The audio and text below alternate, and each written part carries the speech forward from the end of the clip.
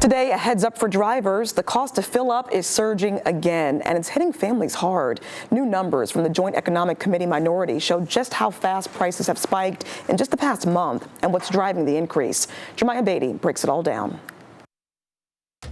A new study finds Virginians spent more than $253 million on gas just last month. In North Carolina, that price climbs even higher, sitting at $361 million. According to new data from the Joint Economic Committee minority, families across the country are paying 35% more at the pump than what they did on February 28th. In Hampton Roads, Jim Sills at Speedy's Auto Shop says climbing gas prices have not stopped drivers from coming in. Are you noticing any changes in customer behavior with gas prices going up? Not yet, but I'm sure we will.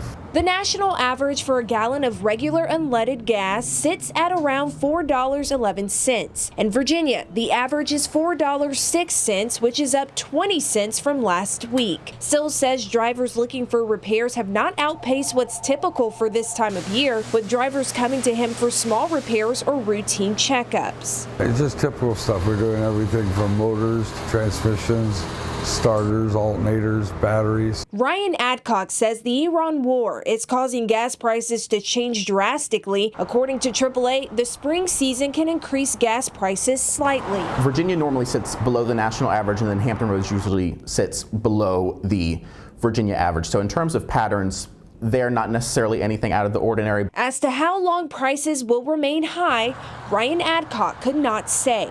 But back at the shop, Sills says if you're looking to save money on gas, he advises not to skip routine services. Keeping your car tuned, oil changes, tire pressures, all may help your car get better gas mileage.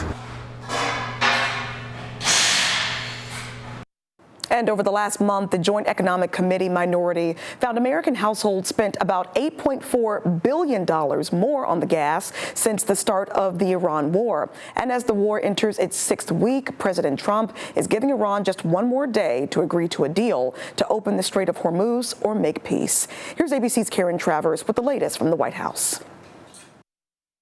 President Trump this morning taking part in an annual tradition, the White House Easter egg roll. But on Easter Sunday, the president lashed out on social media, a profanity-laced post saying Iran will be living in hell if it doesn't reopen the critical Strait of Hormuz.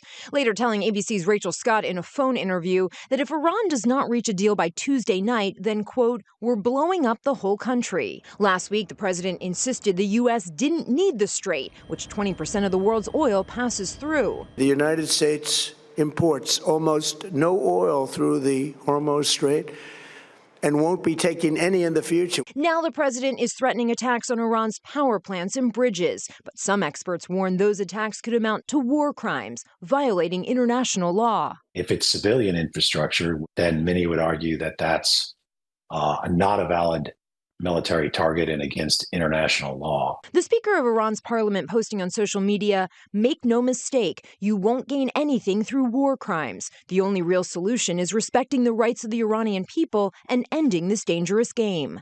The president's threats of escalation come after the U.S. carried out a daring rescue mission, successfully finding the second crew member of the F-15E fighter jet downed over Iran. What about the rescue that took place yesterday? What about that?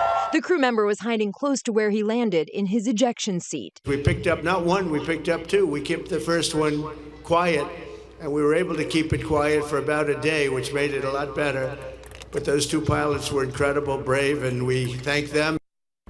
Mediators from Egypt, Turkey, and Pakistan have sent to the U.S. and Iran a proposal for a 45-day ceasefire and the reopening of the Strait of Hormuz. Iran has already rejected the plan. The White House says it's just one of many ideas, and the president has not signed off on it. Karen Travers, ABC News, the White House.